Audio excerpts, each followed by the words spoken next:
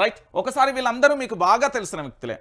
ఇక్కడ ఈ ఫోటోలో కనబడుతున్న ఈ వ్యక్తులు ఎవరు నాకు తెలియదు అంటే ఇక తెలంగాణ రాష్ట్ర రాజకీయాలకు సంబంధించి రాజకీయ వ్యవస్థలో రాజకీయాలు నాకు తెలియయి అని చెప్పడంలో కూడా ఎలాంటి డౌటు లేదన్నట్టు. ఒకసారి మీరందరూ కూడా ఆలోచించండి. తెలంగాణ రాష్ట్ర వ్యాప్తంగా కూడా చాలా వరకు రాష్ట్ర ముఖ్యమంత్రి యనుమల రేవంత్ రెడ్డి గారు అదేవిధంగా మంత్రులకు సంబంధించిన పంచాయతీ ఏ తారాస్థాయిలో జరుగుతుంది అంటే ఇక్కడ మీకు కనబడుతున్న ఈ దృశ్యాలే సజీవమైన సాక్ష్యాలు.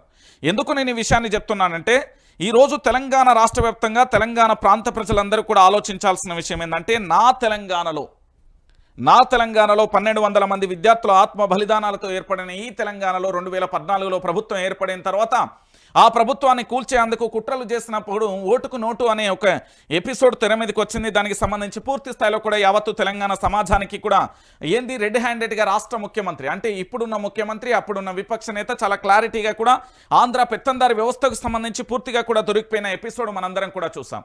సో ఈరోజు మీరు చూస్తున్న ఫార్ములా ఈ రేస్ కానీ దాంతోపాటు ఫోన్ ట్యాంపరింగ్ కానీ కాళేశ్వరం కానీ విద్యుత్ కొనుగోళ్లకు సంబంధించి ఈ 4 ఎపిసోడ్లు కూడా ఎందుకు తెర మీదకి వచ్చాయి? తెర మీదకి రావడానికి కారణం ఏంటి అంటే పగ ఏది మన ఆర్జీవి తీస్తాడు రక్త చరిత్ర 1 రక్త చరిత్ర 2 ఇట్లా ఏ విధంగానైతే ఎపిసోడ్లు చూస్తాడో ఇక్కడ రాజకీయ పగ అంటే బాగుంటుందేమో. ఎందుకంటే రాజకీయానికి సంబంధించి రివెంజ్ పాలిటిక్స్ మాత్రమే తెలంగాణలో నడుస్తున్నాయి. నేను చెప్పేది చాలా సత్యం. ఎందుకంటే నేను ఏ విషయాన్ని కూడా అంత తొందరగా ప్రజలకు చెప్పా దాన్ని పూర్తి స్థాయిలో కూడా క్లారిటీగా తెలుసుకున్న తర్వాత అధ్యయనం చేసిన తర్వాతనే మీ ముందుకు తెర మీదకి తీసుకొస్తా.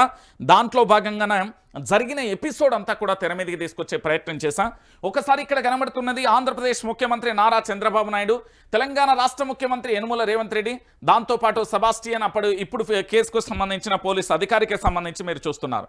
అంటే ఒక కేసు ఎక్కడ మొదలైంది, ఎక్కడ అంతమవుతుంది, దానికి సంబంధించిన పూర్వాపరాలను చర్చించి లోతుగా వెళ్ళే ప్రయత్నంలో చేస్తే నివ్వరబోయే అంశాలు కనబడ్డాయి.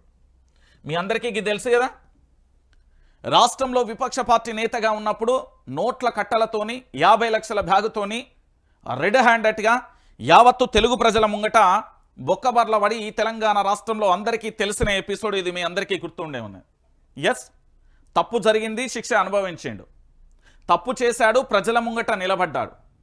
కానీ ముఖ్యమంత్రిని చేసింది ఎవరు? ముఖ్యమంత్రిని చేయాల్సిన అవసరం ఉంది. అంటే ఈ తెలంగాణలో ఎట్లా తయారైపోయిందంటే ఇంటి గుట్టు ఈశ్వరునికి తెలియదు అన్నట్టుగా నేను ఈ సందర్భాన్ని ఎందుకు వాడుతున్నానంటే ఈరోజు తెలంగాణ ప్రాంతానికి సంబంధించి ఇక్కడ గుట్టురట్టు పూర్తి స్థాయిలో తెలంగాణ అభివృద్ధి కానీ తెలంగాణ 4 కోట్ల మంది ప్రజల కోసం కానీ ఈ తెలంగాణ ప్రాంత ప్రజల కోసం కానీ కల్వకుంట్ల చంద్రశేఖరరావు చేసిందంతా కూడా ఉత్తదే అయిపోయింది.